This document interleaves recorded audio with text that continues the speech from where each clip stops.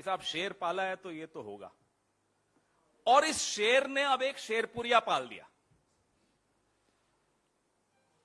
इस ठग का नाम है शेरपुरिया। अब लोग कहते हैं कि शेर नहीं पाला है, हम तो नहीं कहते। एड्रेस क्या है? Racecourse road. लटियंस गैंग, हम पर आरोप लगते हैं लटियंस गैंग। तो ये जो शेरपुरिया साहब हैं, ये भारतीय जनता पार्टी के तंत्र में, उनके इकोसिस्टम में किस तरह से घुसे हुए हैं, ये हमने और आपने पिछले 3 दिनों में लगातार फोटोग्राफ्स देखी। और फोटोग्राफ्स ऐसी नहीं है कि सार्वजनिक जगह पर कहीं फोटोएं खिंचवा लेते हैं जैसे लोग हम एक दूसरे के साथ, वैसी नहीं है ये। प्रधानमंत्री को टैरेमैक पर बुके देते हुए, पुष्प गुच्छ देते हुए, प्रधानमंत्री को टैरेमैक पे मिलने की हिम्मत या अनुमति किसको मिलती है? जो उनके अपने होते हैं, जिनको वो पहचानते हैं, जिनको उनका तंत्र पहचानता है और अपना मानता है। हर कोई नहीं जा सकता प्रधानमंत्री को बुके देने के लिए टैरेमैक पर। थोड़े दिनों पहले भी मैंने आपको एक किस्सा सुनाया था, किरण पटेल का किस्सा सुनाया था। हां, वो गुजरात के थे।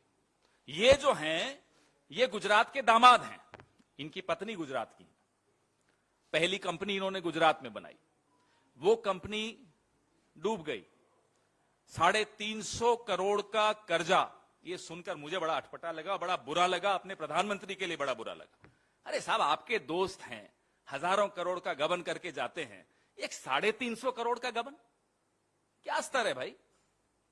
कुछ कमजोर पड़ रहे हैं हमारे प्रधानमंत्री। दोस्ती का फायदा भी नहीं दिलवा पाए पूरा। 350 करोड़, 350 करोड़ का गबन। स्टेट बैंक ऑफ इंडिया, यानी कि ये जो मेरे सामने मेरे दोस्त बैठे हैं, मेरे बगल में जो मेरा दोस्त बैठा है और मैं खुद, ये हमारा और आपका पैसा लेकर 350 करोड़ ये शेरपुरिया जी ने ढेरपुरिया कर दिया, बर्बाद कर दिया, गबन कर दिया।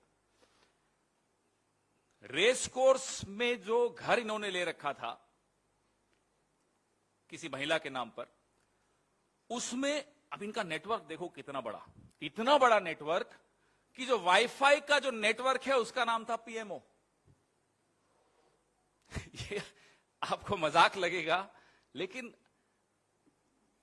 जिनके इशारे के बिना इस देश में, इनकी आईटी सेल कहती है, पत्ता भी नहीं हिल सकता, उनकी घर के पीछे एक महाठग उनके नाम का उपयोग करता है। उसका वाईफाई भी इन्हीं के नाम का उपयोग करके चलता है। बड़े बड़े लोगों को, उद्योगपतियों को, अफसरों को इस्तेमाल करता है। अब वो डालमिया नाम की एक कंपनी है, ईडी के साथ सेटलमेंट करने के लिए डालमिया तक को लूट लिया और एनजीओ भी चलाते हैं। अच्छा, वैसे एक बात देखिए आप, जितने जो महाठग निकल के आ रहे हैं और प्रधानमंत्री के साथी भी अपने आप को बताते हैं, उन सब का बायो देखिए, बड़ा मजेदार होता है। राष्ट्रभक्त, भगवान के नाम होंगे। और ये जनाब तो हमारे किसी साथी की एक अखबार में साप्ताहिक लेख लिखते थे, धर्म पर, आध्यात्मिकता पर, हर सप्ताह। चलो लिखते तो सब है, हम भी लिखते हैं, छपता नहीं है। ऐसी अखबार कोई छोटी मोटी अखबार नहीं, वो हुंकार दैनिक, चित्कार दैनिक नहीं थी, बड़ी अखबार, नाम नहीं लूंगा। उस अखबार में कॉलम लेने के लिए बड़े बड़े लोगों का फोन कराओ, तब जाकर एक कॉलम मिलेगा उसमें। हमें नहीं मिला अभी तक, इन्होंने वादा किया था, अभी तक नहीं दिलवाया। याद है ना, वही अखबार है। उस अखबार में साप्ताहिक लेख, अच्छा जीवन कैसे जिएं, सनातन धर्म क्या है, और तो और जनाब ने प्रधानमंत्री श्री नरेंद्र मोदी पर एक पुस्तक भी लिख दी, उनका स्तुति गान करने। तो ये सब हो रहा हो और प्रधानमंत्री को मालूम नहीं पड़े, क्या यह संभव है? मैं आपसे पूछता हूं, क्या यह संभव है? आप आज अभी यहां से निकलकर एक स्टोरी फाइल करिए प्रधानमंत्री के खिलाफ, चुनौती देता हूं। 5 मिनट में, वो है ना हमारा एक पड़ोसी है नाम जिसका जोशी है, उसका फोन आ जाएगा, उनको मालूम पड़ जाएगा कि आप लोग कोई स्टोरी लिख रहे हैं मोदी जी के खिलाफ। लेकिन ये जनाब मोदी जी पे किताब लिखते हैं, रोज हर हफ्ते एक आर्टिकल लिखते हैं, राष्ट्रभक्त बताते हैं अपने आप को, मोदी जी के नाम को का उपयोग करके, दुरुपयोग करके, सदुपयोग करके लूट रहे हैं लोगों को, और मोदी जी को पता ही नहीं। आखिर कहां व्यस्त हैं हमें नहीं मालूम। इनका सोशल मीडिया प्रोफाइल जरूर देखिएगा। और प्रधानमंत्री के साथी भी, राजनाथ सिंह जी एक कार्यक्रम में इनका भाषण सुनते हुए ताली बजा रहे थे। बड़े बड़े मंत्री, बड़े बड़े अफसर, जो इनकी फाउंडेशन चलती है, उसमें कुछ अफसर सलाहकार है, रिटायर्ड आईएएस अफसर। एक तो ऐसे अफसर हैं जिनके तार वो किरण पटेल से जुड़े हुए हैं।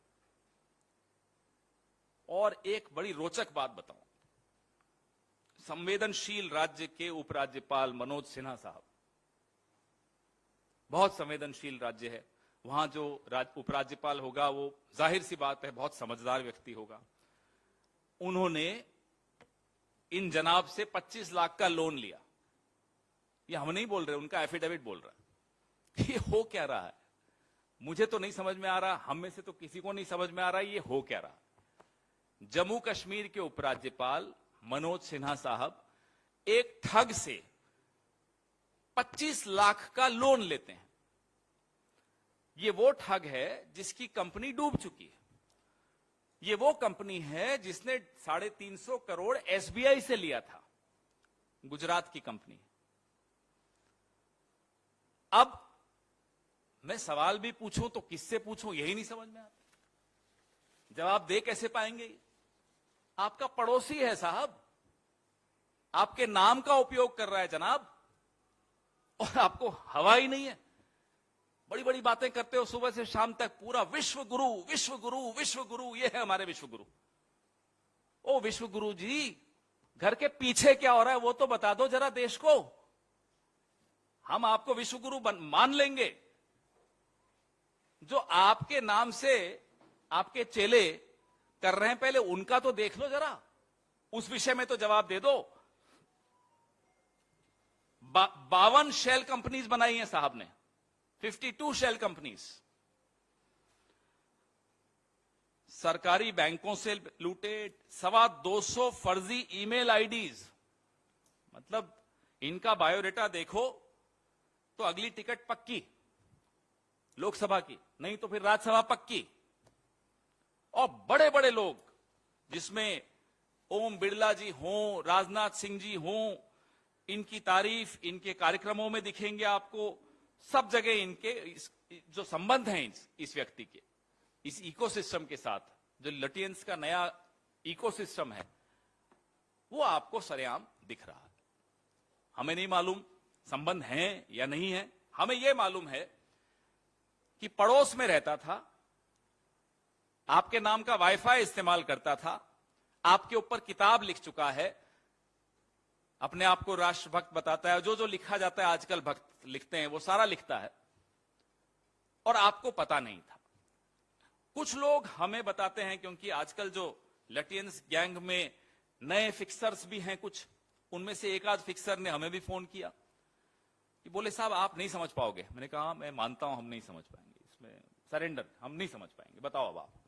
बोले ये गैंग वॉर चल रहा है। मैंने कहा किसका गैंग वॉर चल रहा है? बोले यूपी वर्सेस दिल्ली। मेरे को तो अभी तक नहीं समझ में आया कि ये अलग अलग कैसे हो गया और गैंग क्यों बोलते हैं। बोले आपने नहीं समझा, यूपी ने प्रधानमंत्री के करीबी व्यक्ति पे रेड डाली, उसके कुछ दिनों के अंदर अंदर दिल्ली ने बदला लिया और एक सरिया व्यापारी के यहां रेड डाली जो मुख्यमंत्री उत्तर प्रदेश के करीब है। ये क्या चल रहा है इस देश में? मजाक बना रखा है आप लोगों ने इस देश में। सरकार चला रहे हैं या मजाक बना रहे हैं? तभी अब समझ में आता है कि आप हवाबाजी करते रहेंगे दिन भर, उल्टी सीधी अनाप शनाप बातें करते रहेंगे, अंदर ये चल रहा होता है। हम जो जवाब देना चाहे उससे जवाब मांगते, हमें नहीं मालूम कौन जवाब दे पाएगा। आरएसएस देगी, आदित्यनाथ जी देंगे, स्वयं महामहिम प्रधानमंत्री जी देंगे, गृह मंत्री देंगे, कौन जवाब देगा? या वो जो पड़ोसी जोशी, कोई तो जवाब दे आकर।